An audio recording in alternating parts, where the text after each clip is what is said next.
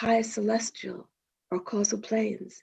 And if even the shadow of a negative emotion arises, one would need of necessity to withdraw so as not to disturb the high vibrations emanating from there that sustain the denser worlds. If these subtle vibrations were to be disrupted, negative ripples would echo throughout the universe. Narayan appeared and calmly spoke to Jaya. I have already advised you what to do, Jaya, and will now advise you for a second time. Withdraw yourself immediately into meditation and remain there until every negative impulse is dissolved. I will come for you at that time. Jaya apologized to Narayan and took his leave, saying to himself, it was not necessary for the Lord to chastise me in front of the others. He has humiliated me. The seed of self-pity took root. I will find a way to make those sages pay for the disruption they have caused in my relationship with my Lord. He did not withdraw himself into meditation, as Narayan had advised, but instead began to scheme. As he was sitting alone, he saw a celestial woman carrying a basket of fruits. Thinking they were for the sages, he approached her. She was beautiful and gracious. Let me carry these fruits to the sages for you, he said. But Jaya had no intention of bringing the fruits to the one who was the cause of his humiliation. She saw this and hesitated. In that moment, lust arose in him. She shrank back, shocked by the intensity of his desire, a rarity indeed in this realm. Devi Narayani manifested in front of him and in a stern voice called out, there is no place for lust here, Jaya. You are seeding negative thoughts everywhere and creating a tormented course for yourself. If you don't immediately retreat into meditation, you will be forced to withdraw from this realm. But Mata, he struggled inside to find some excuse, but it was too late. A booming voice rang out from one of the sages. Jaya, you have crossed all limits. We have tolerated your insults to us, but cannot tolerate the insult to this woman sage, a woman honored throughout the three worlds. Your emotions are more fit for the human world. Thus I curse you to be born 7 times in the material realm, where you will have to squash the seeds of your negative emotions. Beware, for they will multiply 1,000-fold, and you will see the damage you have inflicted. If you do not purify yourself, only the Lord will be able to release you. Narayan manifested himself, and Jaya fell at his feet, crying out, Lord, save me from this curse. I will withdraw myself into meditation now. It is too late, Jaya, Narayan replied sorrowfully. I tried to counsel you, as did Narayani, but you took no heed. This is the result of your thoughts and deeds. No being can escape his own mind. It is that which determines his future. You are aware of this law, and yet did not consider it.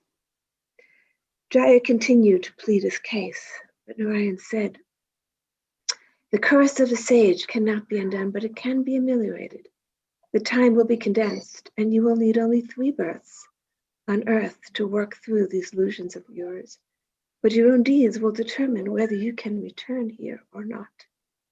If you enter into deep tapasya over time, you'll be able to free yourself of anger, pride, and lust and return here. But if you allow them to grow and cause harm to the natural realm, your return will not be possible. Jaya turned to Mata and cried out, Mata, do not abandon me. You can prevent this. Tell me what I should do. Looking at him with great compassion, she replied, you have already caused much harm. Your negative thoughts have already filtered into the denser realms, creating instability. You have great powers, Jaya, and can reverse this damage. But if you do not heed Narayan's warning, you will sow great conflict such as earth has not seen. And then he and I both will need to come redeem you. it will be a brutal battle. So I plead with you to seclude yourself on earth and go into deep meditation. Meditate on Mahadev. He will guide you on your tapasya. Mata, he cried, but his form was already dissolving, preparing to take birth on earth. So this is the curse that led to the birth of Ravana. I wanted to tell the story because it's the seeds of his anger and his pride and his greed and his lust that created the separation from the divine reality. Now, in a more minor way, these are the challenges that we face, all humans face, that create the separation, our separation from the divine reality. Whenever we are in a state of anger, whenever we feel pride arising, or greed, wanting, grasping, we are creating that separation and we are exiling ourselves from the divine reality. So this is an extreme example of what we all have to encounter in one way when we fail to extinguish those seeds within ourselves. We are exiling ourselves from the divine state of being. So this is only part of the story. To put the story in context and see what happens to Jaya when he falls into the human realm. His first incarnation is not that of Ravana, it's that of a powerful demon. So now I'm going to pick up the story. This is from a book that I'm working on now called Rukmini and the Turning of Time. Now Rukmini is the wife of Krishna, Krishna being the also an avatar of Narayan, the Ram's next birth. And in the Vishnu Puranas, it says Rukmini is the avatar of Narayani, Sita's next birth. But there's very little about her in the Mahabharata. And I've wondered about that. Why is there not more? There's just a little clip about Rukmini being as a princess and her brother Rukmi betrothing her to this Raja Shishupala. Mm-hmm. And Krishna comes and rescues her from just on the day that she's supposed to marry him. Krishna comes and rescues him. Shishupala is Krishna's cousin and said to be the last incarnation of Ravan. And so this is the continuation of that story that began long ago, story that took place during Ram and Sita's time with their battle with Ravana. Now there's a subsequent story. So the passage I'm going to read is in the middle of the book, and it has to do with the killing of Shishupala by Krishna, which occurs, that's the last, he has come to free him for the last time. And it takes place during the coronation ceremony of Raja Yudhishthira. I'm sure most of you have read the Mahabharata, the great battle that takes place within this family between the Kurus and the Pandavas. And Krishna being a cousin to them, the Pandavas, and a dear friend of the Pandavas, Arjuna and the others, is going to the coronation. And Rukmini, of course, as his wife, has to go to this grand ceremony. But Krishna's got several wives, and there's another wife who also, Satyabhama, who also wants to go. Rukmini knows exactly what's going to take place. This is the middle of the story, so we've gotten to know Rukmini by the time we come to this episode. The story is told through the eyes of a woman in Dwarka, who's the rebirth of Meenakshi. So there are two women. Her name is Sujata, and Amala, her dear friend and sister. And they both were in the middle of the story now. They have a long history with Rukmini, and many things have happened already. But now these two women are walking in the forest. News has come back of Shishupala's killing, and everybody's up on edge. What's going to happen now? There's talk of war. There's talk of many things. What's going to happen now? Shishupala is an ally of Duryodhana, who's the opponent of Arjuna, and so things are getting all confused. So these two women are talking about this as they're walking in the forest. It's told through the Words of one of the women, Sujata. As we walked and watched the animal forests, our minds settled. Before long, we came to an opening in the forest and sat to talk, to confide in one another, as we so often did. But as we sat down, we heard a woman's voice from not far away. I grew nervous, but Amala recognized the voice as that of Anjali. Now, Anjali is the attendant, close attendant of Rukmini, is with her, a great yogini in her own right. Anjali is here. Let us greet her. She will know the true story of Raja Shishupala's killing. We rose and followed the voice, and soon we came to a small gathering of women sages. We rose, who were seated on the forest floor in a circle with Anjali. I didn't recognize any of them, and so hesitated to approach. Amala, we should not be here, I whispered as I began to draw back. But she edged forward. No doubt Anjali is explaining what happened to Indraprastha. She was there. I want to hear. Still, I held back. There's no harm in listening, Sujata. We won't disturb them. At that moment, Anjali saw us and nodded that we could join the group. Seating ourselves apart from them, we listened to the discussion. One of the women sages spoke about the fear among people that war was approaching, that the killing of Raja Shishupala was the harbinger of a great disaster. Another asked why Sri Krishna had killed him in such a public manner in front of all the Rajas. He was a close friend of Rani Rukmini's brother. Would he not retaliate? Where would all of this lead? Another of the women ascetics asked, Anjali, you were there. You know Mata's thinking. You understand the deeper meaning of Sri Krishna's actions. What is this really about? This is a moment of great celebration, Anjali began very quietly and slowly. The ending of a story that began long ago and the beginning of another series of events. But where do I begin? I have to go so far back in time. Pausing for a few minutes, she turned thoughtful and then started to narrate.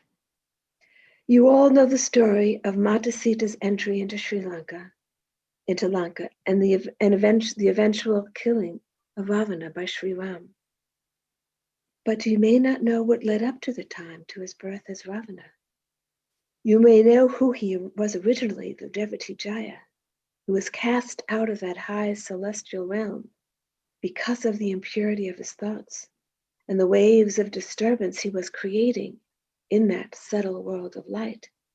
But what happened after he was forcibly exiled from Vaikuntha?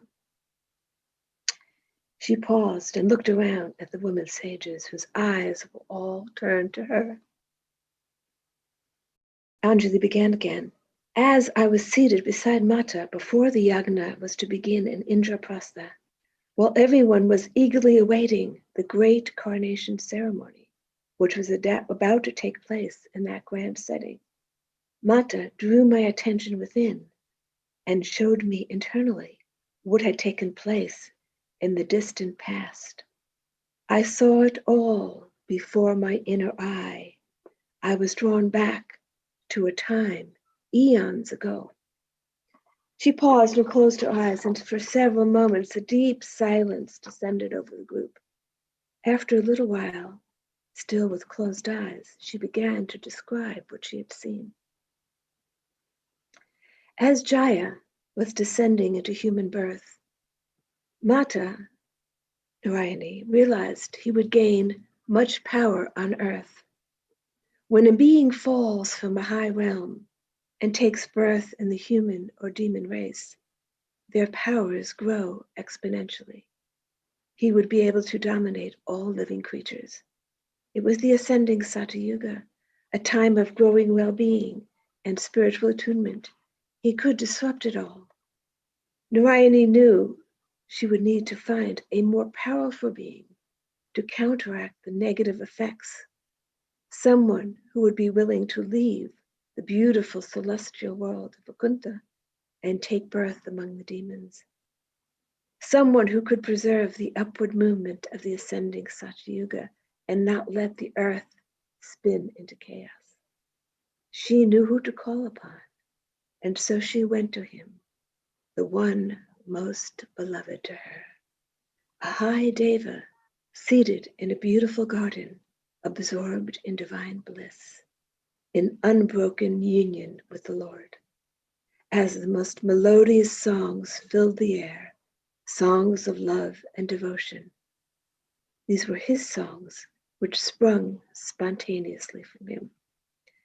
Even before he heard the approach of her gentle footsteps, before the words were even formed in that omniscient mind, the Blessed One knew her will, and bowing low to touch his forehead to the ground, he whispered with unmoving lips, "Mata, I will go." Then she stood before him and showed him the trials he would endure. "No matter," he replied with unspoken words. "To serve you is my only will. The only cause of suffering is the separation from my Lord. Your union with the divine reality can never be broken," she assured him. "That is why I've come to you, to preserve the well-being of the creatures on earth and of the one we know as Jaya, for he will fall into great pride and anger, and his wrath could cause great destruction to others and to himself." Then she promised to be with him every moment of his physical incarnation, as he was making a great sacrifice for the well-being of so many. Now, that Deva knew that when one takes physical birth, there is a great forgetting. The memory of his true nature would be suppressed, and so he would lose awareness of the celestial world from which he came. But all he cared for was to remember the Lord.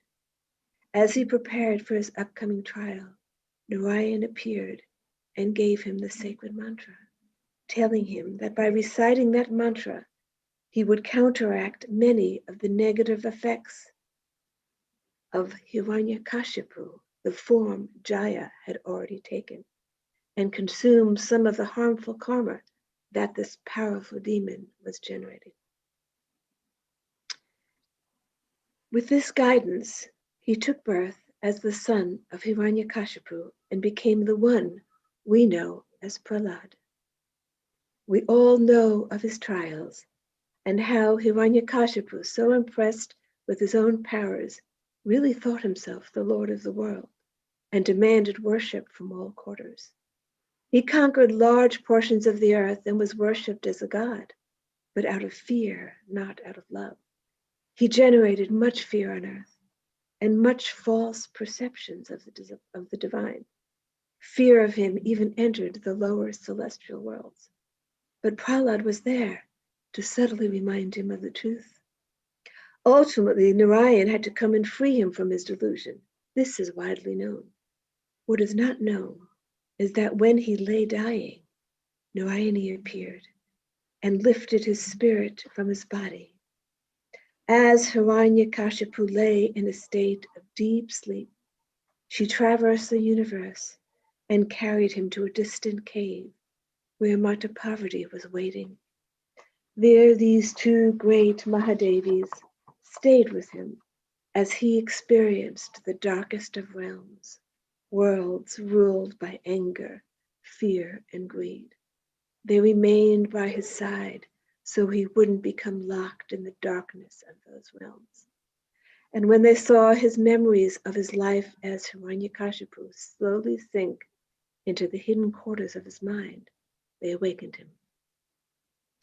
But before he regained consciousness, Parvati Ma told Narayani that she would watch over him and instruct him on meditation practices, so that he would not be so destructive in his next birth. Then Narayani took her leave. Anjali paused and opened her eyes. "What became of Prahlad?" asked one of the women. Another woman responded, "My Guruji, sage Maitreyi, once told me that Prahlad brought such love to the earth that he changed the way humans related to the Devatas. He replaced fear with love. He taught that love is the foundation of all, the very cause of all we see. He taught that the Devas and Devis have such love for humankind, a love beyond anything we can experience on earth." Anjali smiled. "I have heard much about sage Maitreyi's teachings on love, and I do believe it was Prahlad who brought humans a taste of celestial love during the Satya Yuga. I have heard that he had no interest in ruling and released many of the lands that his father had conquered, believing that each region should rule itself. But we have heard that he defeated Indra and even conquered the 3 worlds," replied one of the women in surprise. The devotee of sage Maitreya smiled and replied, "My Guruji said he conquered with love, not might. This was a misunderstanding," she told me. "It was not that he conquered Indradev through force, but rather that Indradev was so overwhelmed by Prahlad's love that he stepped aside and allowed Prahlad to guide the heavenly worlds."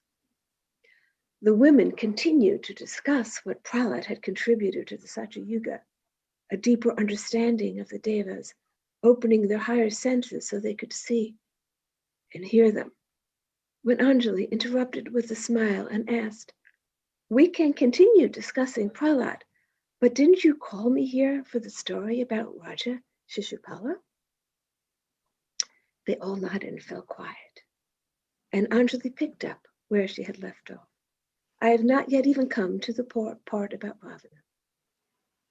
After the death of Hiranyakashipu, that soul spent thousands of years under the guidance of Parvati Ma, developing a great devotion to Mahadev.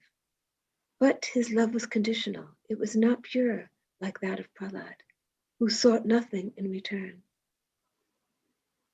As long as he gained mental powers from his meditations, that soul continued his devotions. And so it was that when Narayan and Narayani took birth as Sri Ram and Mata Sita, he took birth in the form of Ravana, from a Rakshaksha mother and a sage father, a father who was very wise. It was now the descending Treta Yuga, and the Rakshakshas were growing in strength. And Ravana was given an opportunity and a choice. Which path would he pursue? That of his mother, seeking greater power and control, or that of his father, seeking wisdom?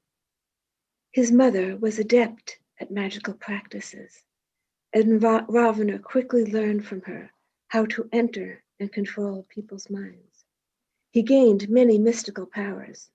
Sadly, thousands of years of practice did not dissolve his anger and pride. And this time, an unquenchable lust took over. He was not as dangerous as Hiranyakashipu, and he would not dominate the earth. Thousands of years spent in meditation has subdued some of his negative traits, but his pride was such that he believed himself to be more powerful than he actually was. His long meditation practice had dissolved much of his karma from his actions as Hiranyakashipu, but now he was creating new karma through his actions as Ravana. One of Mata's reasons for entering Lanka was to dissolve some of this karma, and her tapasya during his time in Lanka helped to do this. Her goal, and that of Narayan, was to prevent further harm to the creative worlds and to prevent their devotee from falling into that endless pit of darkness which would keep him trapped in a sea of delusion for eons. Such is the nature of their love. After Sri Ram had killed Ravana, as Mata was seated deep in meditation, she again left her body and lifted his spirit, whisking it away to the same cave where Parvati Ma was waiting. This time it would be different. As Ravana had lay dying, and as Sri Ram had spoken words of love, loving words to him, a spark of memory had been awakened. Parvati-Ma would be able to help free him from much of the karma he had accrued during his life as Ravana, but he was not yet fully free of the curse and would have to take one more life in the human realm. Before this soul took birth, Mahadev appeared to him, and that soul pleaded with Mahadev to withdraw all of his powers so that he would be no different from any other human when he took birth on earth.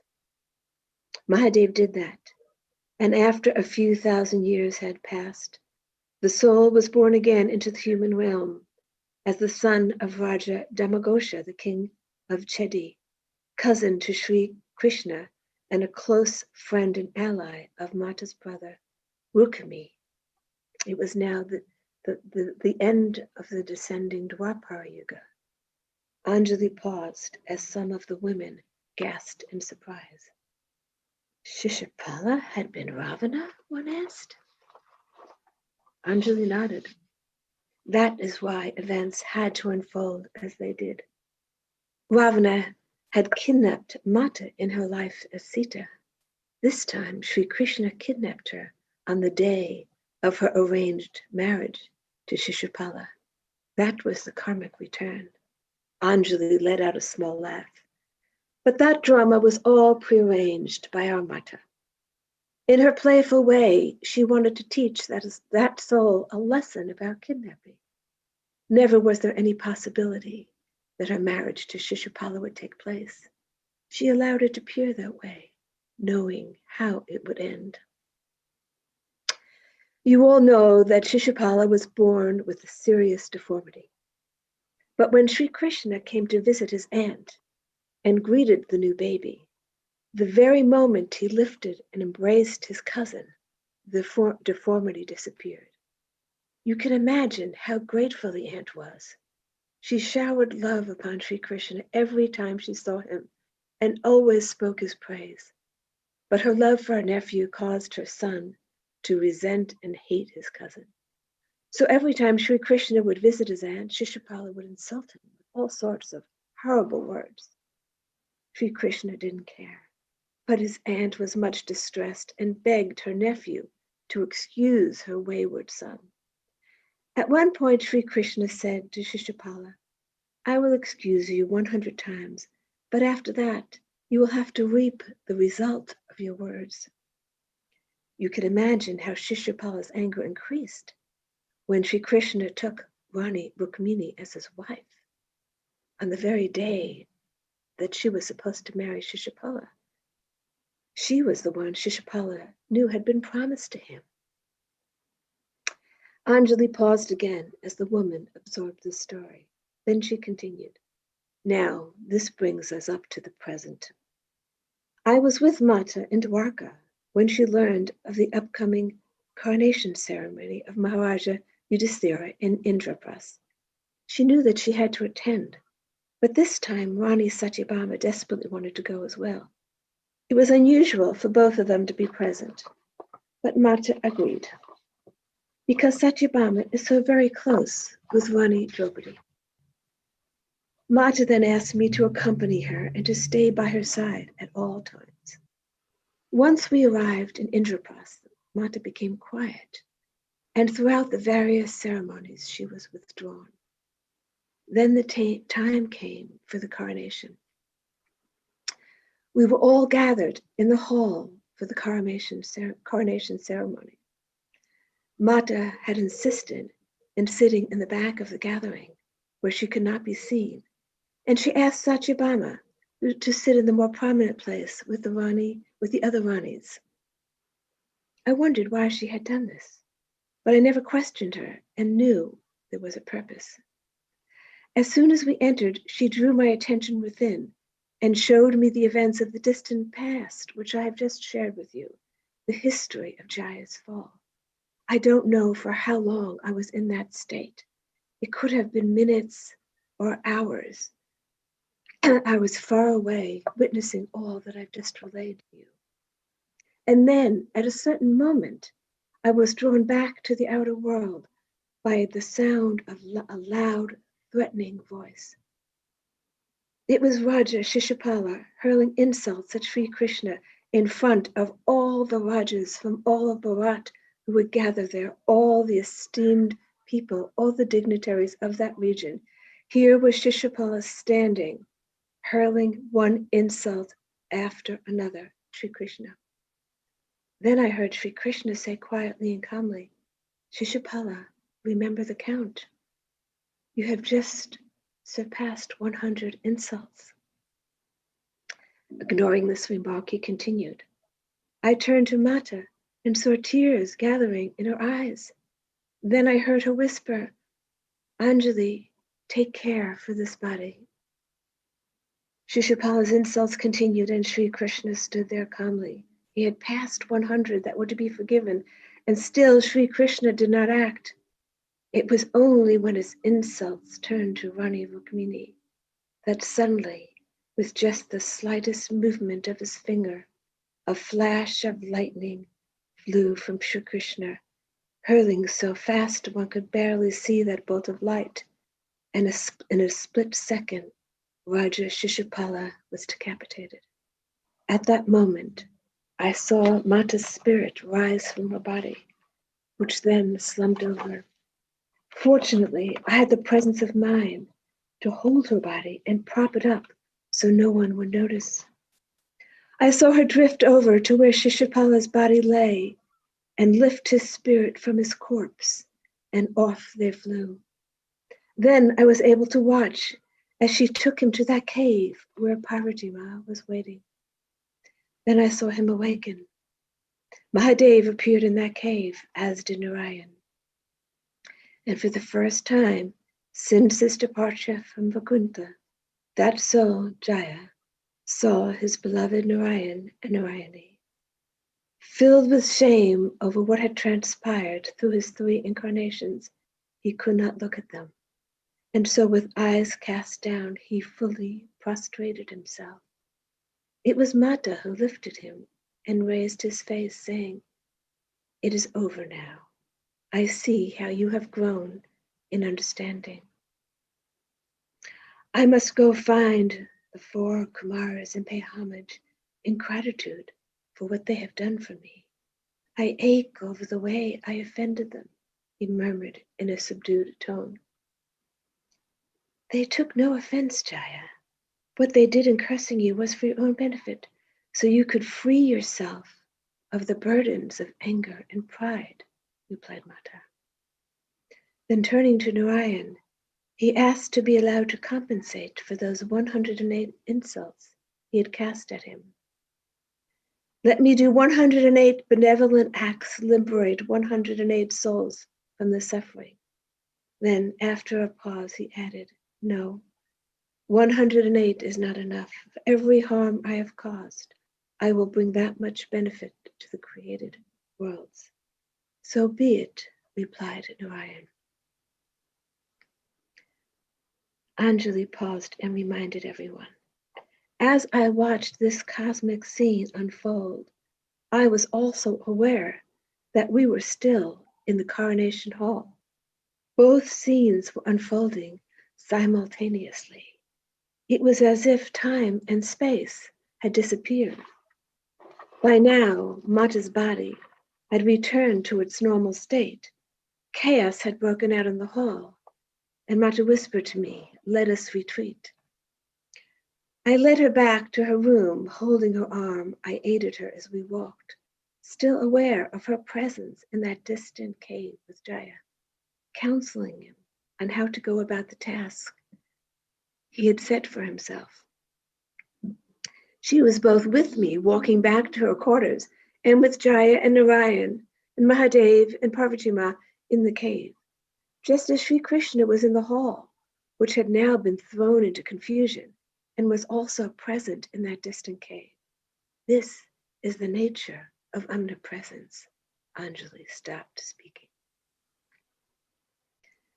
Then turning to the woman who had asked why Sri Krishna had killed Raja Shishupala in such a public and humiliating way in front of all the other Rajas who had gathered, Anjali said, You see, Darshana, by killing him before that esteemed assembly of Rajas Ranis and ministers, before all of the Maharajas of Bharat. He was freeing Jaya from the last bit of ego, from his arrogance. That ego has now been destroyed, she said quietly. And yes, Sri Krishna has also lit the spark that will now burn through this whole region, and we can only watch as the events unfold. As I said earlier, this is the ending of one story and the beginning of another. For a long time there was silence, and the group naturally shifted into the meditative state. Dusk began to settle around, bringing with it a mist that gave the forest a most unearthly appearance. I looked around at the gathering. All the women were deep in meditation. I whispered to Amala that it was time for us to leave, as darkness would soon prevent us from finding our way out of the forest. We rose and, turning, slowly began to withdraw when we heard one of the women ask, "Where is Mata now?" "She's back in Dwarka in the palace and still in that cave. I see her in both places. She is there in her quarters and also there," Anji replied in a far-away voice. And here as well came a voice, which I recognized immediately as that of Mata. Amala and I had walked a little distance from the group, but now we turned to see Mata's form appear out of nowhere. And then in an instant, they all disappeared. Mata, Anjali, and the women sages were gone. I ran back to where they had all been sitting, but there was no trace of them. I turned to Amala and said, in confusion, "What is the meaning of this?" I asked. She smiled. "That is the nature of our Mata." A subtle light lit the pathway that led us out of the forest, and I knew that light had been sent by Mata. We would not have found our way out of there without it. Later that night in my room, I sat mesmerized by all I had heard, still questioning whether it had been real, or whether Amala and I had entered together some dream world and imagined it all. I could not know, but I was left with the question, could our Rani Rukmini, our Mata, truly have been Mata Sita? So that is the complete story. And I think it is so relevant to each one of us because there are the elements of truth that apply to all of us. As I said before, it is our ego which creates this illusion of separation. In truth, in a moment, we can all be in that state of divine union. We can all be in Vaikuntha, except for the seeds that still remain within us. And you see again and again, that soul was advised to go into meditation, as that is the way to eradicate these seeds. And then after his time as Hiranyakashipu, when Parvati works with him to help him undergo those austerities, we know that Ravana, by the time he was born as Ravana, he was a great devotee of Mahadev, considered himself to be the greatest devotee of Mahadev, because he had spent thousands of years. I mean, this whole story unfolds over maybe 10,000 years, from the beginning of when he takes form as Hiranyakashipu until the end, Shishupala. And the tapasya he had undergone before he takes birth as Ravana had given him an incredible mental power. So even though he did not have the powers of Hiranyakashipu to conquer the three worlds, or much of it, he had mental powers because of the boons he had gotten from of Mahadev. And again, it shows how all the forces of the universe come together for the enlightenment of each one of us. I've shown in the Untold Story of Sita, and again is shown here. There's a later section in the book where Rukmini sends Arjuna to go meditate on Mahadev. This is the end of the period of exile. And through his intense tapasya and meditation on Mahadev, he gains many of the mental powers that enable him to have the success that he has later in the war. But the cosmic forces of creation, preservation, and transformation, both the feminine and masculine aspects, we see them in their forms, but they're formless and in form, both. These forces work together. And when we talk about the consciousness of Sita, the consciousness of Narayani, talk about omniscience and omnipresence, that is the very nature, that is our nature as well, only we have these blockages which prevent us from living in that consciousness. But this is just what I told was just a small indication of that omnipresence. Mata Sita, Sri Ram, is with every one of us, working with us for our own liberation. Just like all the gopis, every gopi had Krishna with her. Krishna was not limited to Radha. Every single gopi who was dancing with Sri Krishna. And Sri Krishna can manifest, as another aspect of Narayan, can manifest, unfold multiple times throughout the universe. When you think of the trillions of beings that exist, it's beyond what our human minds can comprehend, that consciousness of omnipresence. It's experiential, one can experience it, but one cannot speak of it. And so the consciousness of the divine can be experienced because it is our own nature, but we don't have the words to express it. And so in another one of my books, which I've just finished, which it's called When the Bright Moon Rises, the Awakening of Ancient Memories, goes back to the Vedic times, and when people could actually see the deities, and it describes a little bit of the celestial worlds, but at the end, there are no words to describe those worlds. I tried to describe a little bit of, there are no words to describe Vakuntha. One can experience it, and then one can try to find human words, but we are so limited in our, not just in our words, but in our ability, in our concepts. So how can these limitations cannot hold the unlimited? And yet we try to speak about it. We try in that period of time that I refer to, the Vedic period, which is like, 8,000 BCE and earlier, there was an exchange of thought, of images. So the rishis were able to convey an experience through a mental exchange. They didn't have to use words. Language is actually a decline. Just like people talk about, when the Vedas were written down, that was during a decline, that they didn't need to be written down because everything was held in the memory. The capacity at that time was much greater. And so we're living today with a reduced capacity. And so we have to use language, and we have to use writing to convey our experiences. But in that higher time, it was just the transmission of thought, which is often how things take place in the higher worlds. It's just an exchange of mental images.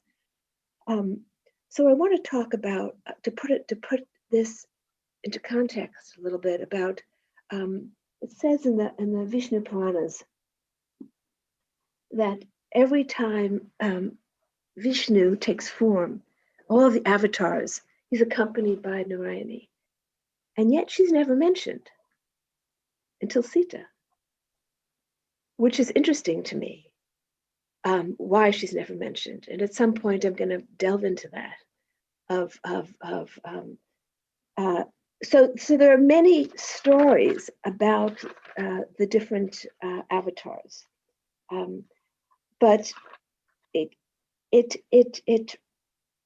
came to me at one point that that the ancient rishis, in describing the incarnations of Narayan, they were describing evolution. That Narayan and Narayani, that cosmic force that maintains life, that maintains the universe, incarnates to help push evolution forward. So they incarnated as sea life, as a fish, to help that form of life take the next step in evolution. They incarnated then as a reptile to help that form of life take the next leap, because it's a leap. Evolution is a leap forward. How does that leap happen? There has to be some conscious force which enables the form to take the next leap. And then there's the tortoise, and then the boar, which is the upright animal, the animal that walks on earth, and then we have Narasimha, which is, we have the dwarf Vamana. Each one was a step forward in evolution. And so what did Ram and Sita bring, aside from of helping to free the whole region of the Rakshakshas and set the foundation for a civilization, enable the hermitages to continue on, and etc., to free the world from the negative energies. They were also setting ideals in the human mind, setting ideals for a civilization that were able to guide civilization forward. And I say it in the untold story of Sita, that Janak Baba had a great influence on Rama. Someone asked me recently, who had read the book, that this surprised her. She said, because she thought that Dasarat was the main influence on him. And I said, in my understanding, the whole purpose of the union of these two kingdoms was to bring together what Dasarat had to offer and what Janak Baba had to offer. Ayodhya was a center of power. It was an empire, really. It had all the elements of that. Mithila was a center of knowledge, and Janak Baba had foresight to know that way into the future of humankind, there would have to be self-governance. Self-governance means not only in the political sense, but in the sense of governing your own self, of learning how to behave, of learning one's limitations, how to behave in a civilized society. One couldn't overstep, one couldn't seek too much for oneself. If you took too much for oneself, you're taking from someone else. So it's maintaining this balance. And so Sita was born into this kingdom because it was all about how to maintain a balance within a society. And Mithila was much smaller than Ayodhya. So Kosala, the greater kingdom, I mean. And so he was able to know every family. He was able to know the needs of every family. And if there was any want, an illness, or a deprivation of any way, he was able to provide for that. And so he was had an intimate relationship with all of the people within his kingdom. This is something that Ram took as an ideal, and in his own reign, we see that in the second part of the book, how he put people together that he knew needed to be together. He was able to govern much from the interior plane, not just in the outer way. He knew what the needs of the individuals and the people, and so he ruled from the inner plane as much as from the outer. And we've fallen so far from this ideal today, right? But this is the ideal that is still that's still within many of us. That is amazing that so many thousands of years later, the ideals that were set for them, that was on the human level. So I was talking before about the the greater consciousness of Narayan and Narayani, where they're working with each individual, awakening the higher nature and helping us overcome our lower impulses. And yet, in the human realm, they also were functioning to create these ideals that would be a model for civilization. And I also say that in Mattila, the very seeds of democracy were set because Janak Baba tried to enable people to take as much responsibility as possible for their own things that related to their life. And this continued, for quite a while, and is still a model, what you might call localization. So things could take place at the local level. So the local communities could take care for their local environment and take care for their food and take care for these things. That was a model that was set in his time. And so you might say those were the seeds of democracy, where people are responsible for ruling themselves, ruling their locality. And so I think it's important for us now to see how we can implement these ideals in the world today, which has fallen so far away from that. And so how can they be translated? How can they be translated into our work today in the world? Now, I want to tell two stories. One from my personal life that happened to me last year, and one from a dear friend, a young woman who lives in China, who's translated Untold Story of Sita into Chinese.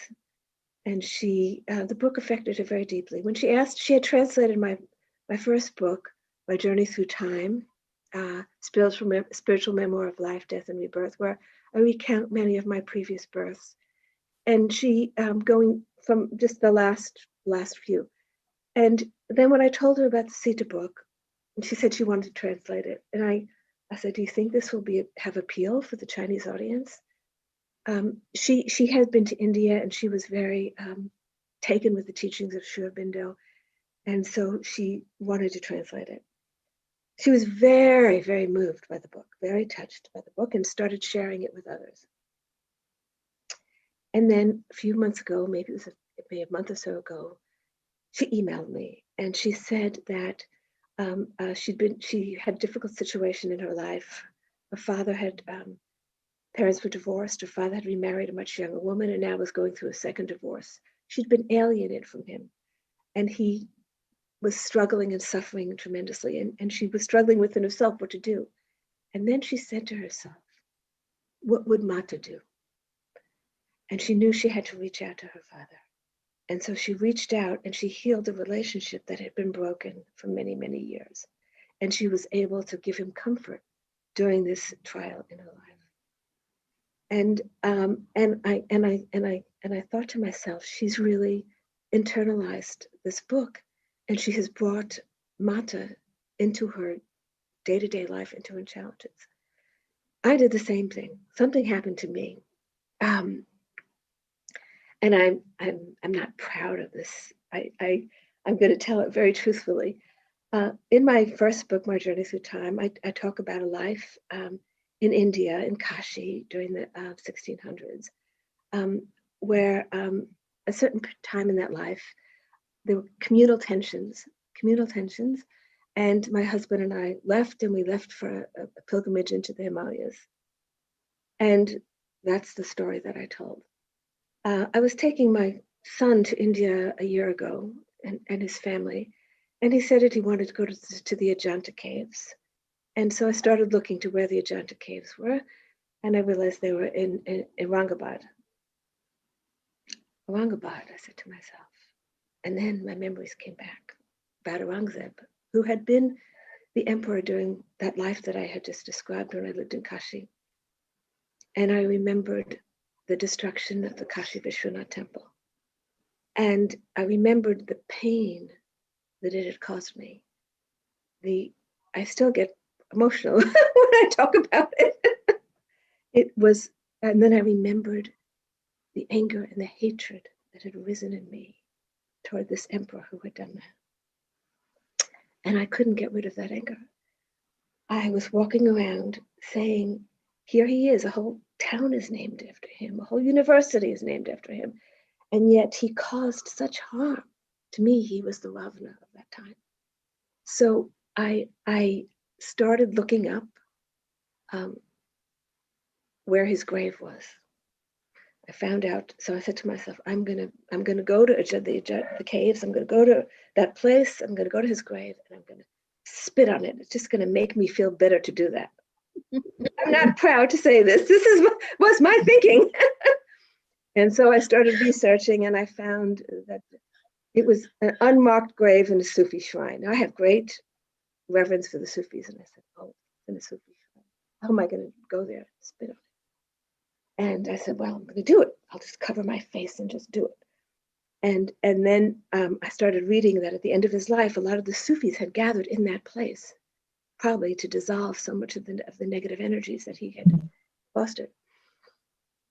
And so I'm planning my trip. I'm going to go do this and go there and just do this. I have to do this.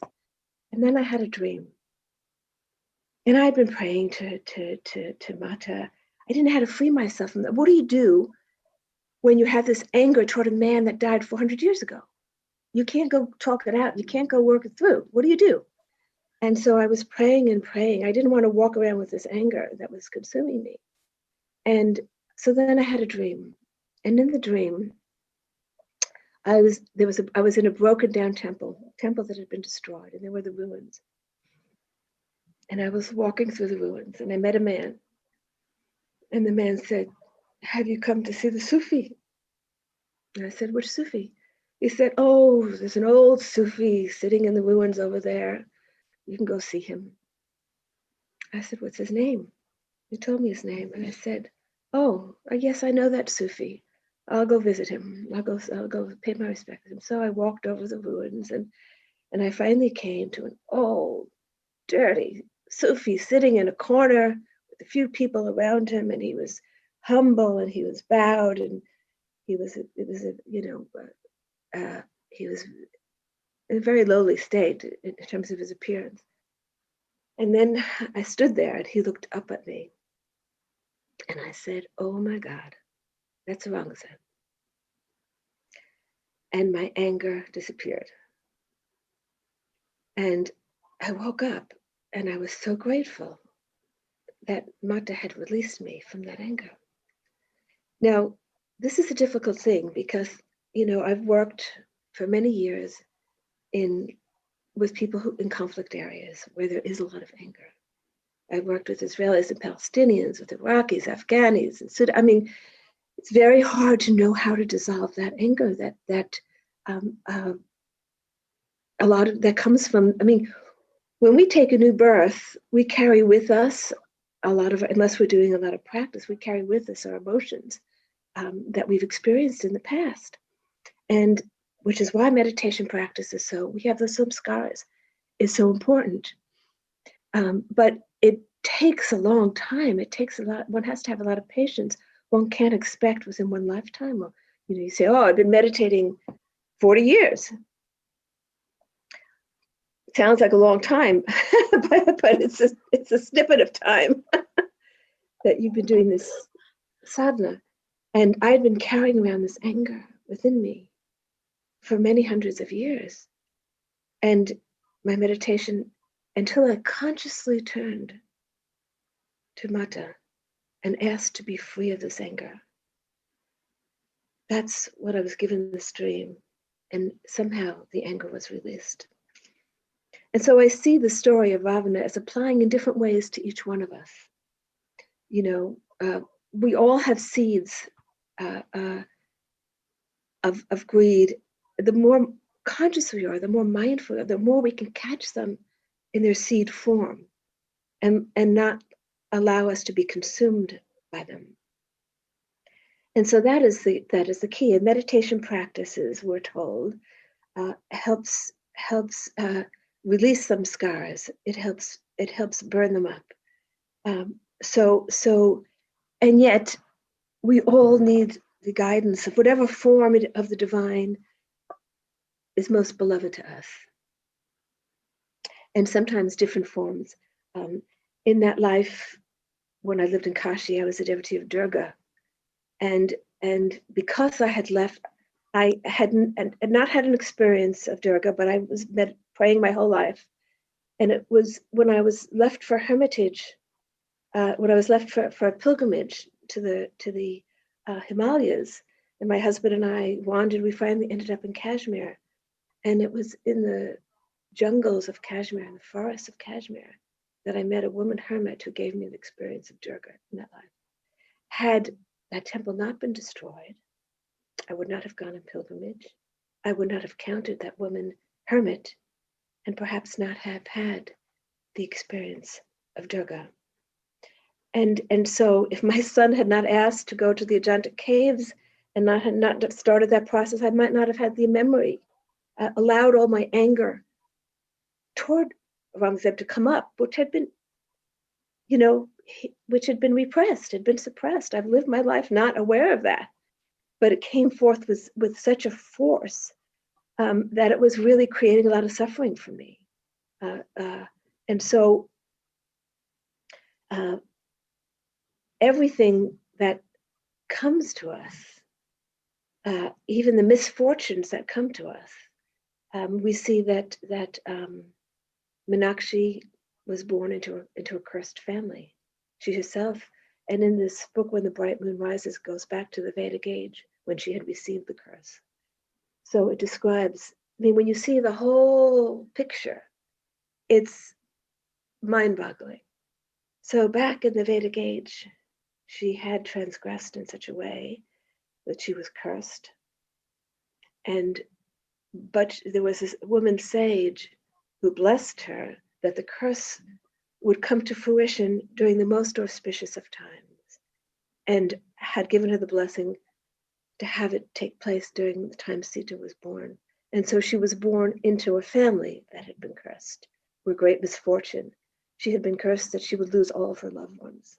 And so she did. She lost her mother and her brother and then her father, and would have had a life of great misfortune had not, she also had been blessed to be born during the time of Sita, where her family was taken in as servants to that household. So we all have to struggle to see the bigger picture. If you look at Ravan, Ravan is we talk about, there have been other Ravans. We have Ravans now haunting the earth, people who are causing great harm. Could they have been Jayas at one time? So it makes you realize that you don't know who anybody is. And we can't really judge. We can condemn the actions, and we must condemn the actions. There's a lot of misbehavior on the earth right now. You think of the way the earth is being destroyed. One has to call that out, and one has to respond to that in a very forceful way. Rama had to do what he had to do, and he had to fight that battle. In the Mahabharata war, which the second part of my book, and Rukmini goes into the hidden aspects of the Mahabharata war. What was that really about?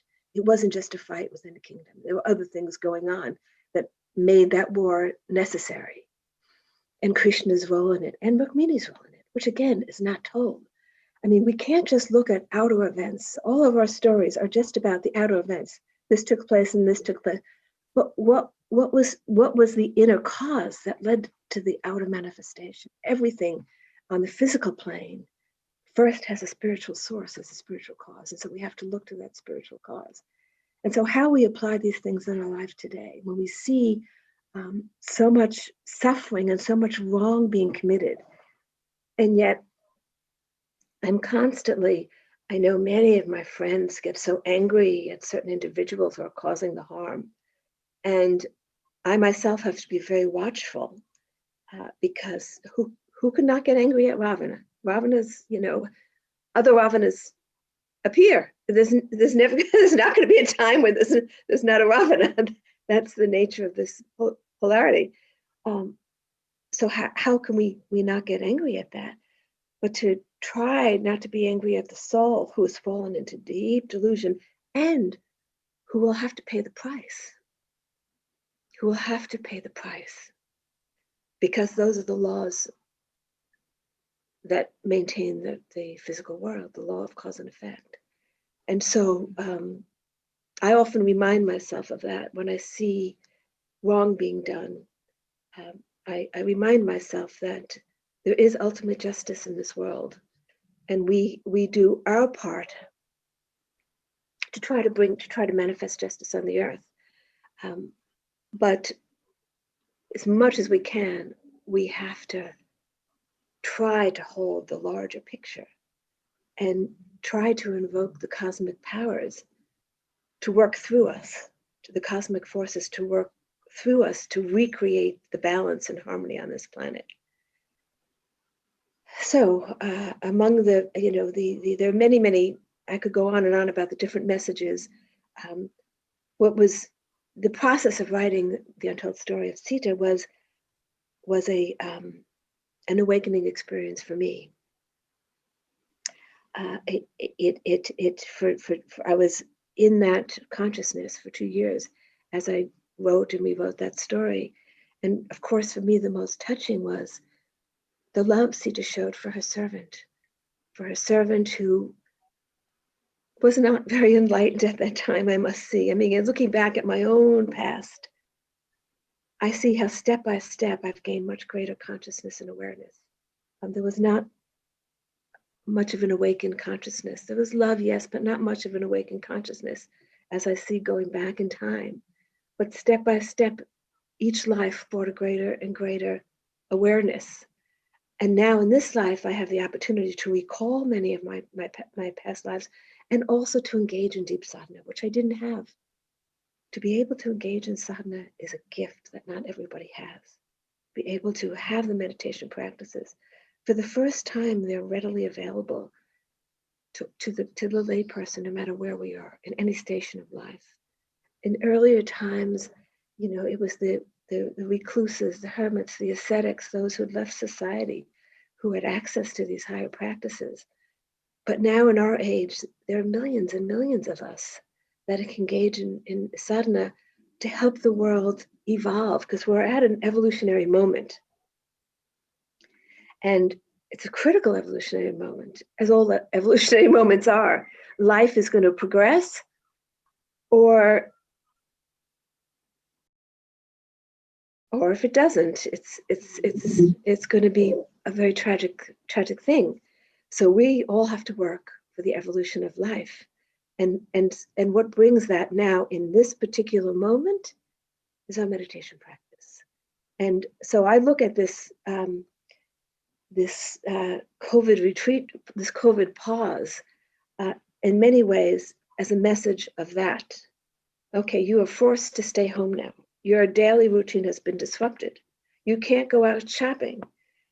You don't have the luxury to be thoughtlessly engaged in things anymore. You are forced to stay home. You are forced to reflect. You're forced to get your priorities straight. And so there's so much suffering going on because of fear and the deaths and all that, but my spiritual friends who engage in spiritual practice have all said to me, this is an unexpected gift to us that we are forced to stay home. Let us not lose it, because a year's time now, there'll be a vaccine, and then what? Do we go back to our normal routine? Or are we going to use this opportunity to make sure that we go back in a different way, or that we don't go back to what we were before, but something new happens? This is the discussion now taking place, is how do we make sure we don't go back to what was?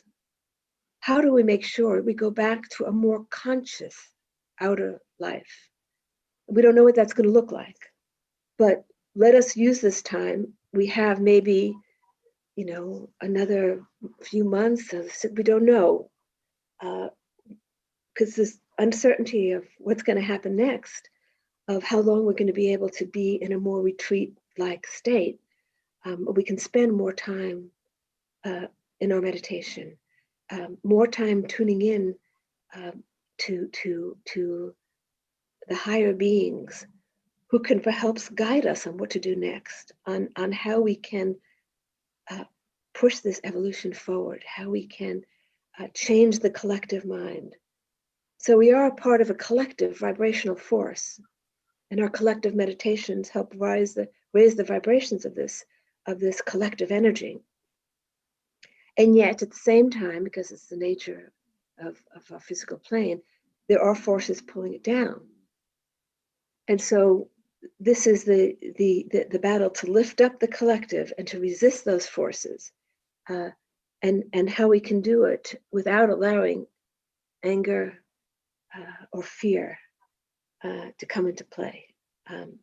That's we can gain the strength from Mata, from Ram, from Shri Krishna, and the other manifestations of the divine, to help us stay in a higher state so that we can be of service during this time.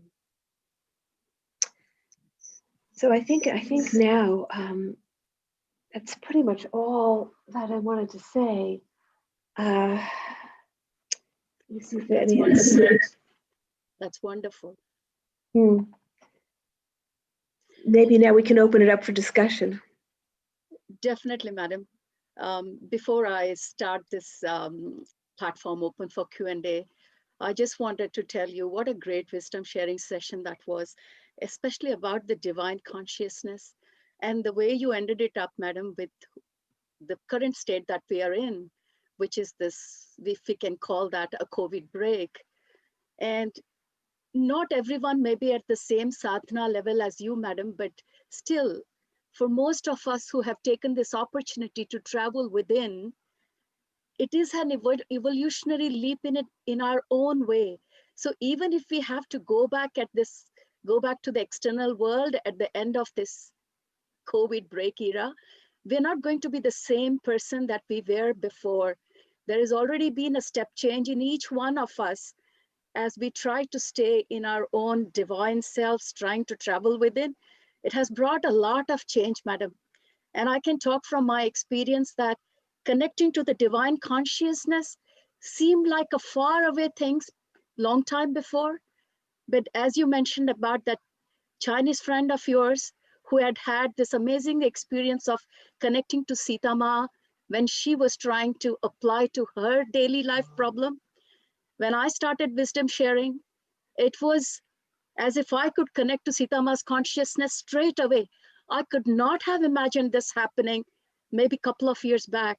So definitely something is happening within all of us, madam, as we are sitting in this COVID break, trying to take this opportunity to travel within us and connect in some way to that divine consciousness. So I'm totally believing it. The evolutionary leap that you're talking about is already happening within each one of us, madam. And it's been really great the way you have talked about the divine realm, the divine consciousness, giving the examples of Jaya in your book story of the untold story of Sita, and also giving us glimpses from your new book, Rukmini. We have all had great curiosity and thirst for peeping into that new book that's coming up. And I think you have quenched our thirst by giving us a glimpse of what it's going to be. We just can't wait to have that book in our hands. I'm already just filled with anxiety, madam. Do you have any ETA or time about when this book is going to be released?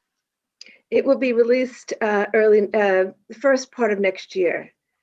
Probably maybe March. All right. We'll be waiting for its release. I can rest assured the Untold Story of Sita has been our favorite book of this year. And I'm sure the Rukmini book is going to be another favorite for 2021. And thank you really for bringing this great jewels of wisdom amongst us and sharing that with us, madam.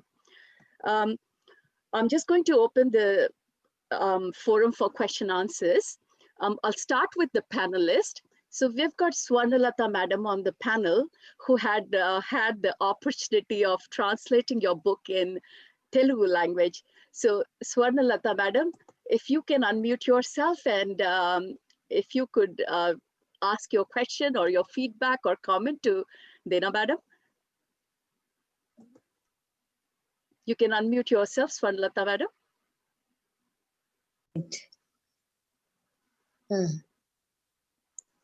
I'm very happy to be with you this evening, ma'am. Madam, can you switch on your video, please?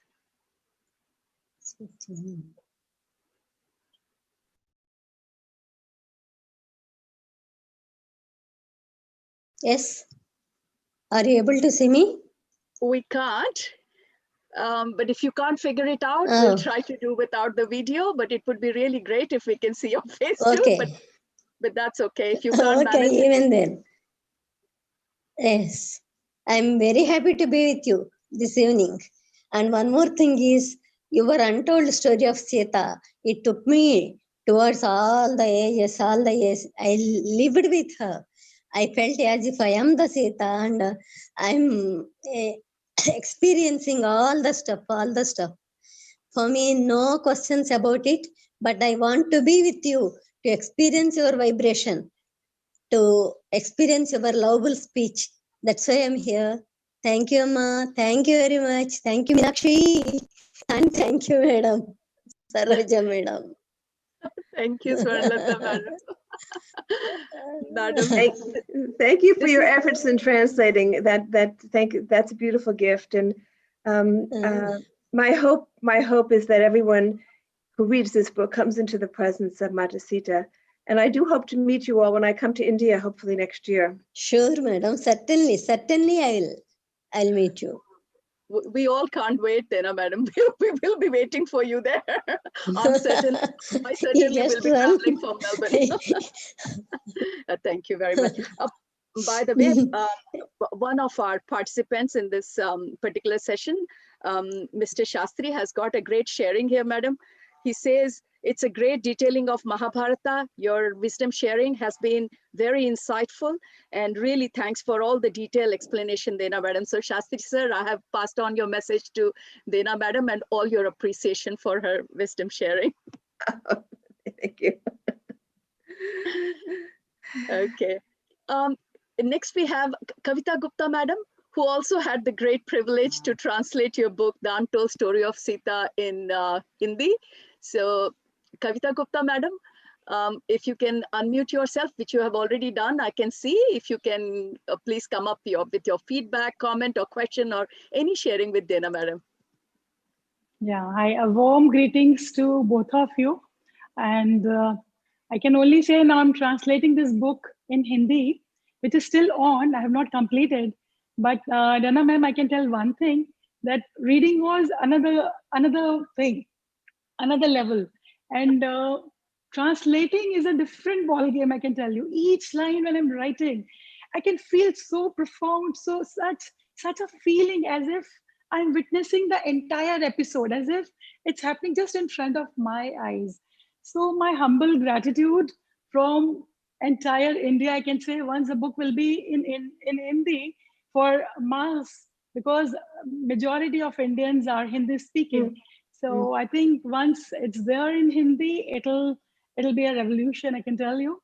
And as far as meditation is concerned, and my question for this evening, you have answered major part of it, but still I'll ask my question for my viewers, like how can Sita's consciousness, which is so divine, which is full of love, compassion, sacrifice, service, how it can help in this current scenario for this, the reshape the current suffering and challenge of the humanity, how it can help it, this current, those who are non-meditators, those, because maximum I can feel the easiest thing, people just go to the temples, they worship the god, goddesses, and they think that the responsibility, the duty is over. They have not yet been, I think they've not experienced the consciousness, being one with the Sita consciousness. Still, that's yet to come.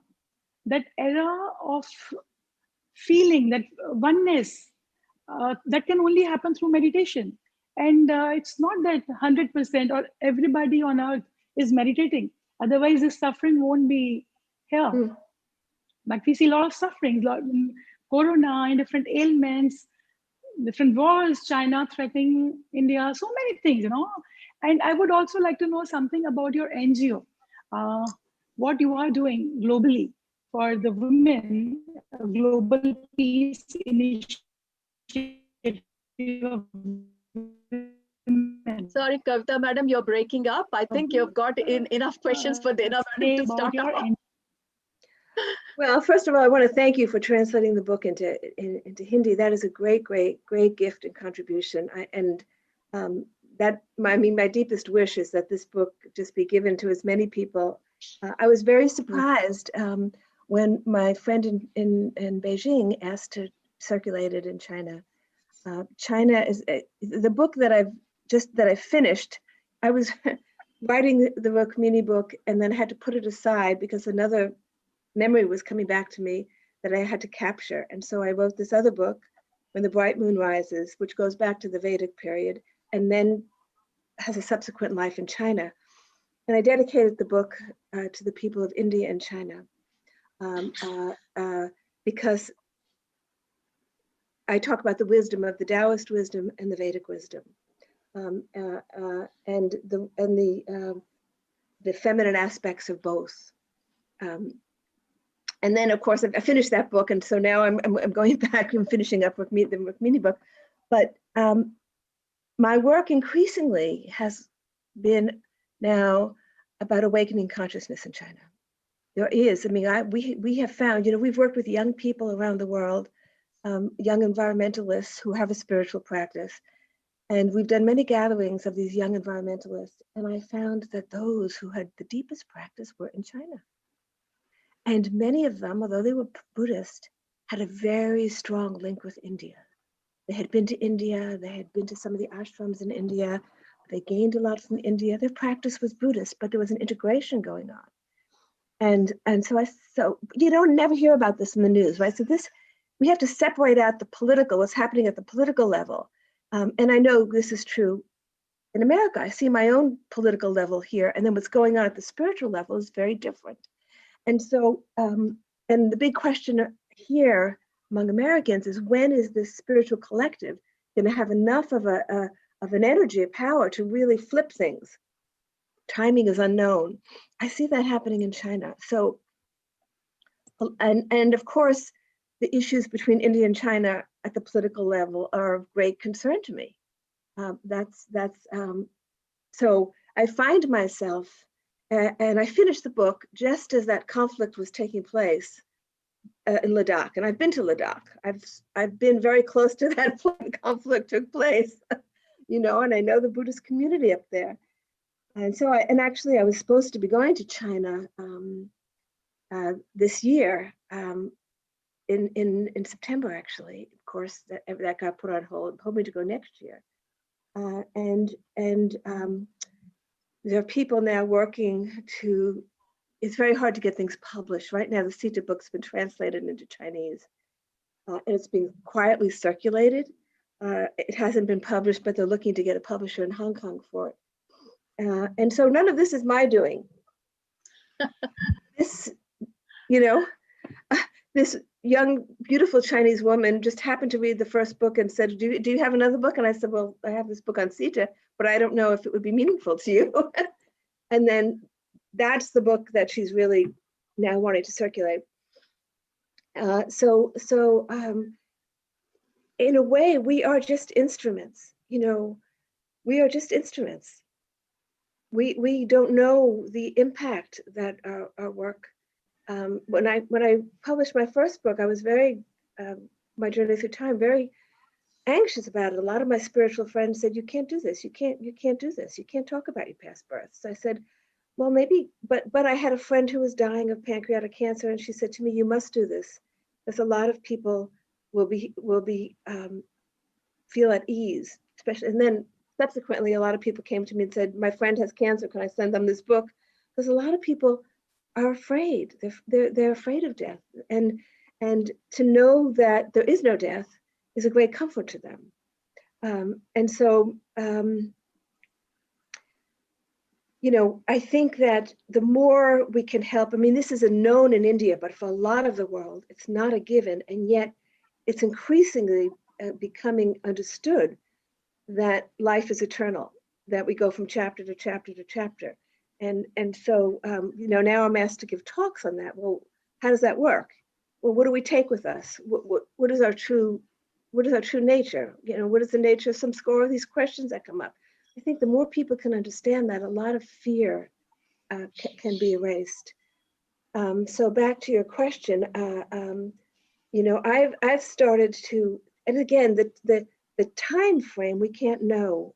If we meditate on peace between India and China, that could take 20 years. It could take 30 years. It could take a week. We don't know. That's not in our control. But the more of us as a collective, because I know that yoga is very big in China. There are a lot of people teaching yoga in China. I was reading something that when COVID hit and the Chinese people had to stay home, they said, thank God we could do more yoga now.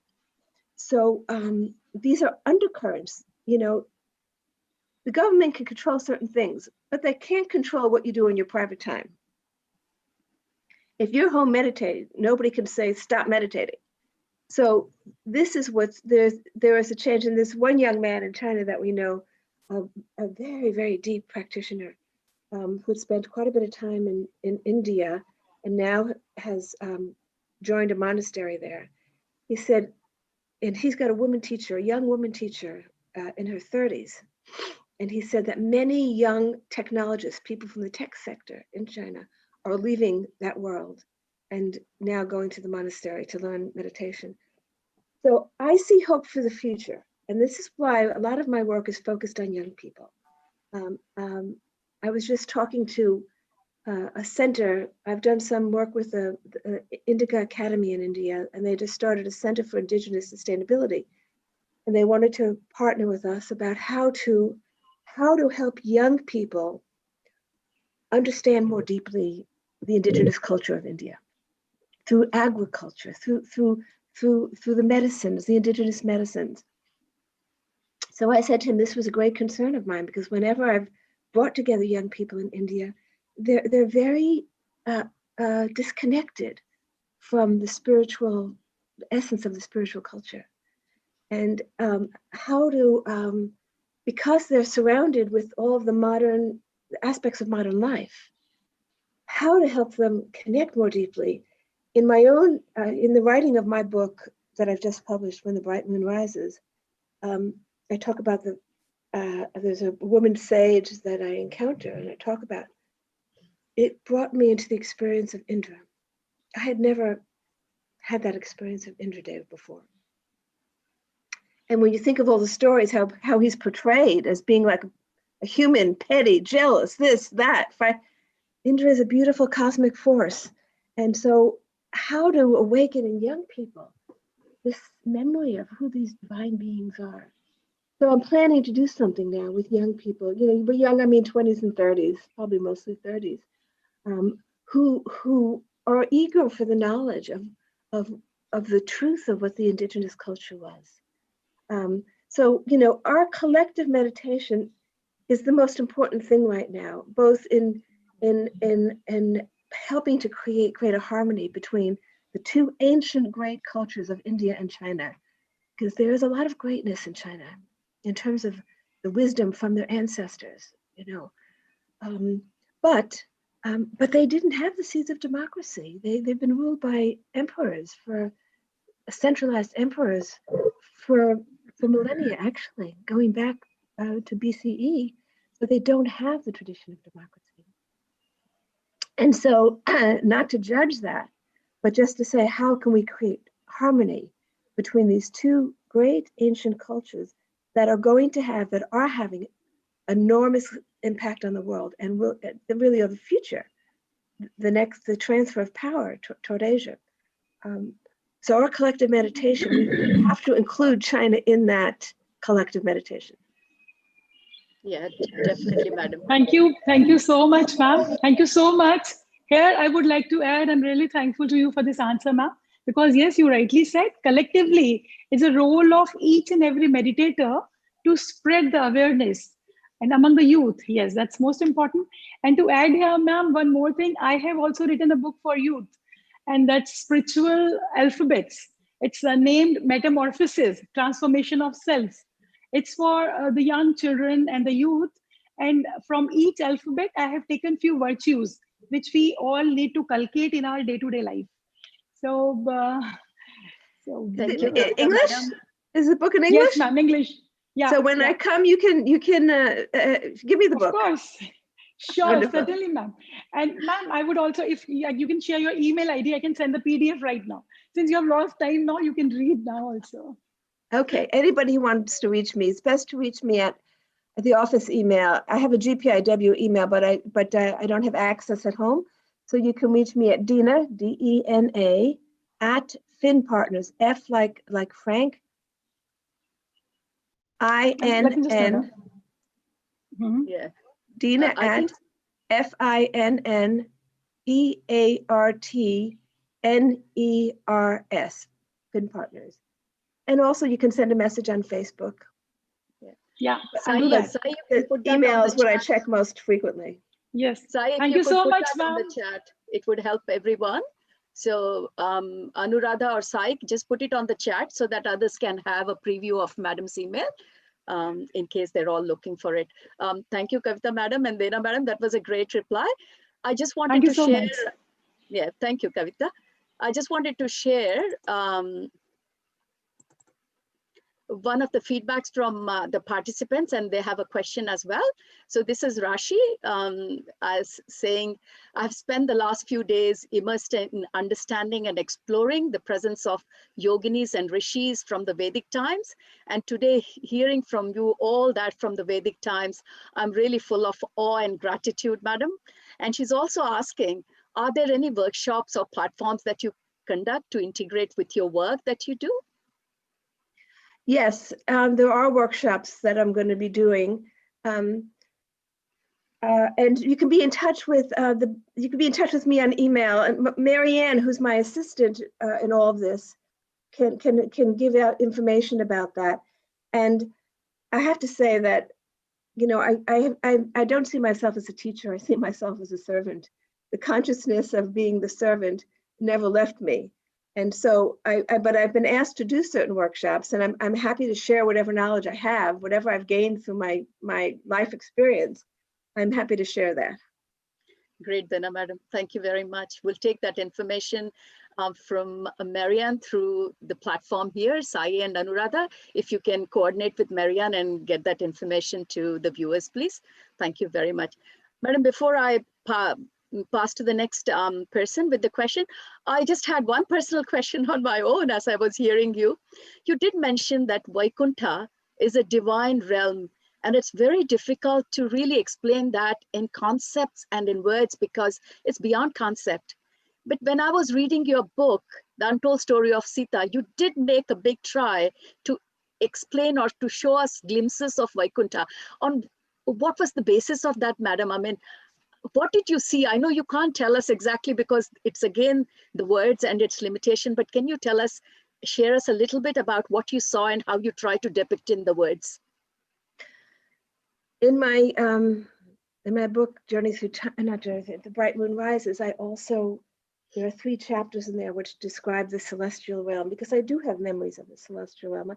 I do have memories of the time between birth. Vaikuntha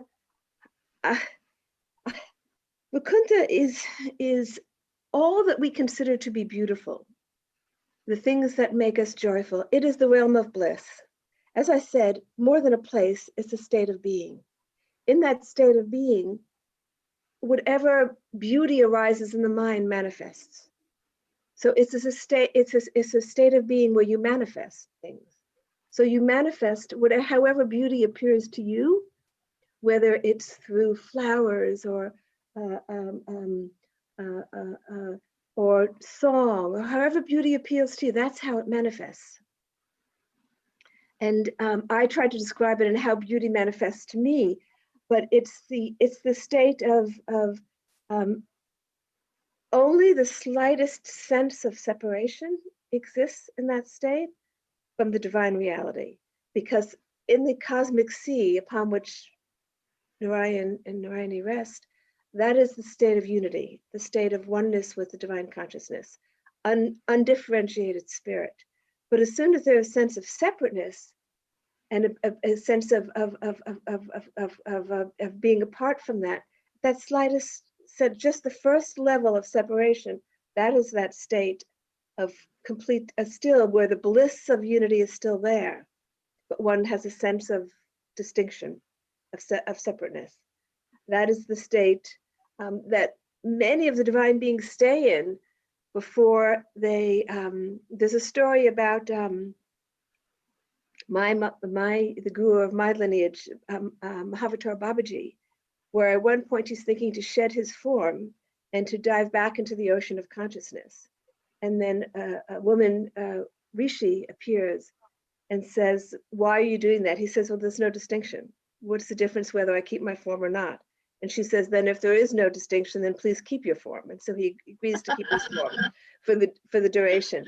But it's that state where there is no, you can be in form or you cannot be in form. And yet there are deities who do keep their form for the benefit of the cosmic show. And yet the consciousness is still in that.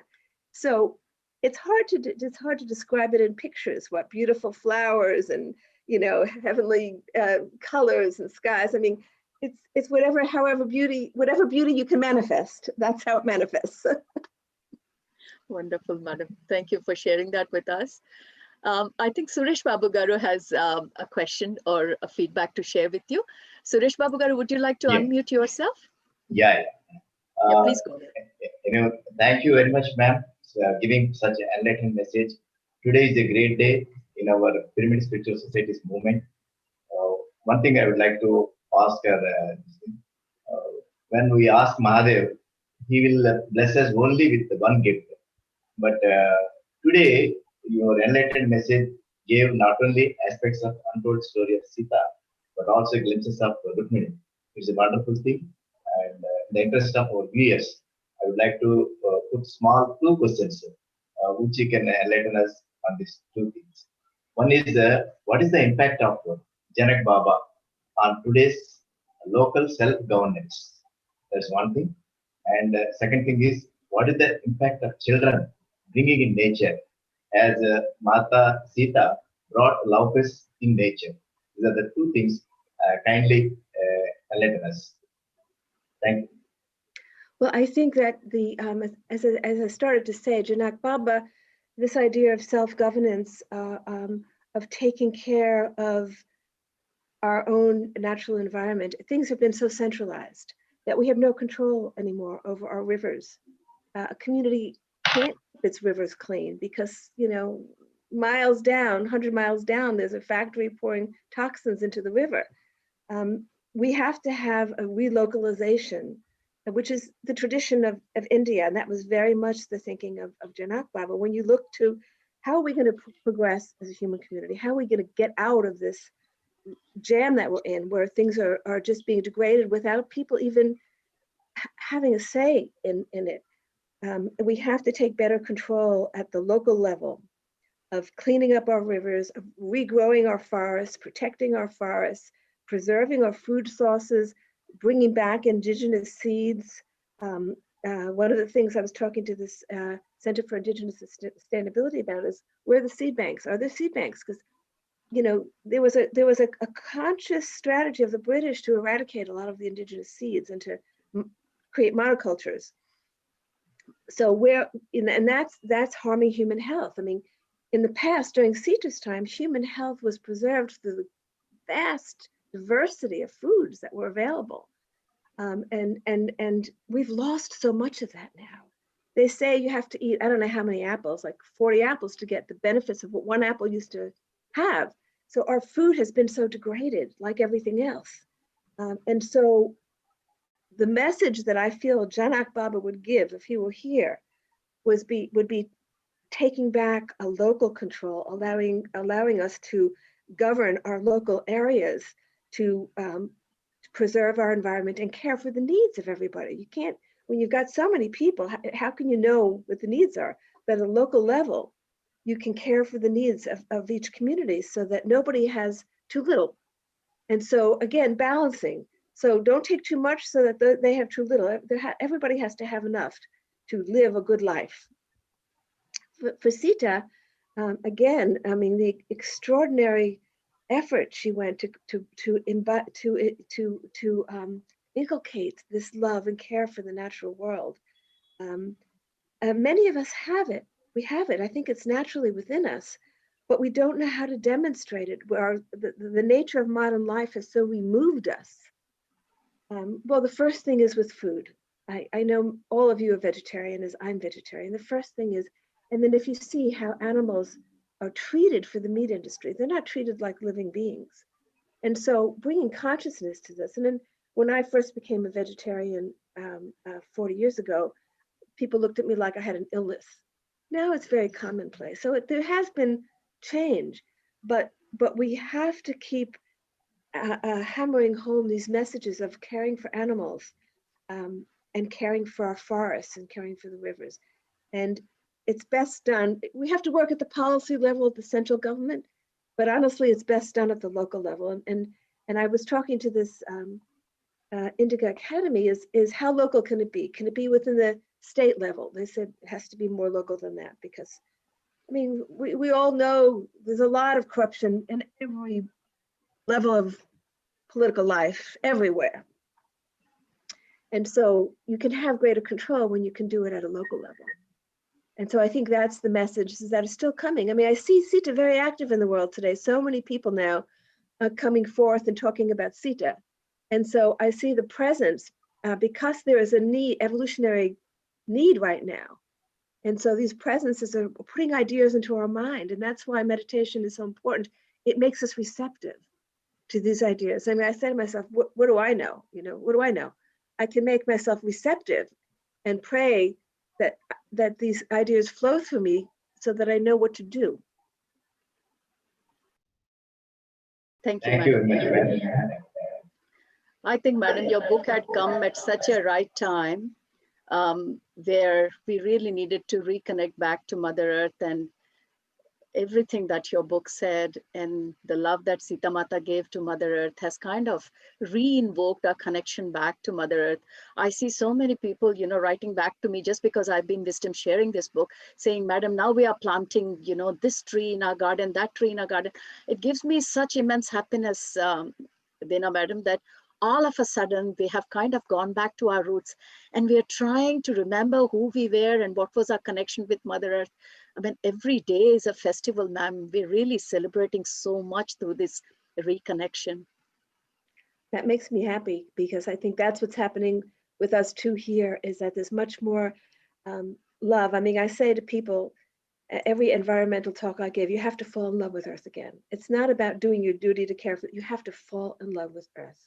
You have to love the trees. You have to love the rivers. That's what Mata did. She loved the rivers. They were her daughters. She talked to them like they were her daughters. Well, in truth, they were. Yes. Because everything was emerged from this divine feminine energy. That's true. Madam, we have one more question from Swapna. Swapna, would you like to unmute yourself and please ask your question? Yes, ma'am. Hello, ma'am. This is Swapna. I'm very, very happy to attend this wisdom session too. I just wanted to share that since childhood, though I was connected with nature, but the way I got connected after reading Untold Story of Sita is I can say it's a new level. Like whenever I go out, whenever I sit in my garden, the way I connect now is like totally different. And thank you so much for bringing this book to us. And it was a great read and great wisdom. And honestly, the way I could connect to Sita Ma, as you said, like every time it was like Rama, Sita, and family, but it was, we saw a friend in Sita, like after seeing this, after reading this book. And really, I just wanted to share that. And today, the way you said how we can apply that consciousness to our everyday life and try to get our questions answered was like amazing, ma'am. And thank you so much for sharing your experience. And thank you so much for inspiring us. I just wanted to say that I did not have any questions. And I wanted to say one thing was I was so connected with Soma somehow when I was reading the book.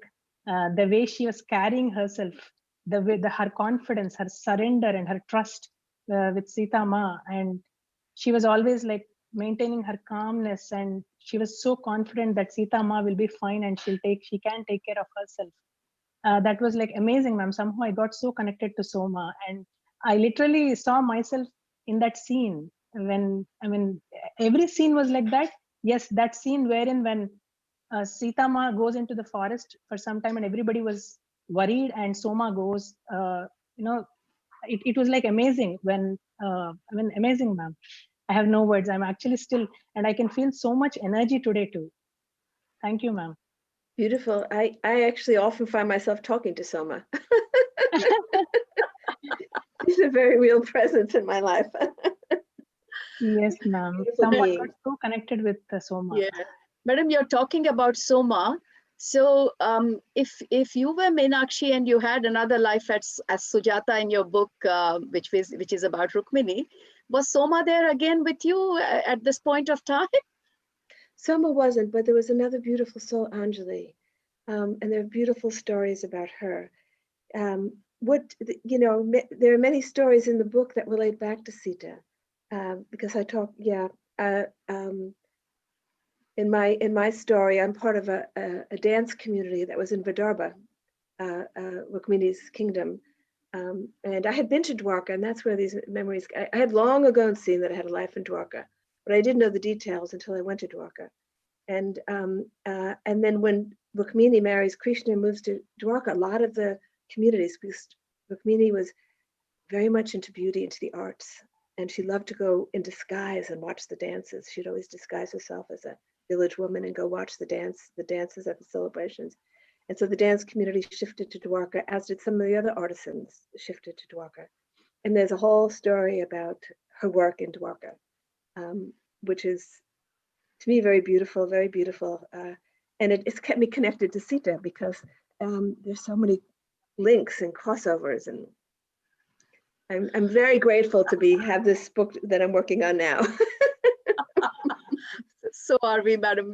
We can't just wait for this book to release, honestly. I think we've just reached the time, ma'am, and it would be very appropriate for us to let you go at this point of time. You have really given your valuable 2 hours for us, and I really can't thank you enough. So I really, on behalf of all the viewers and on behalf of the panel members and on behalf of PSSM, I would really like to thank you, madam, today for really spending this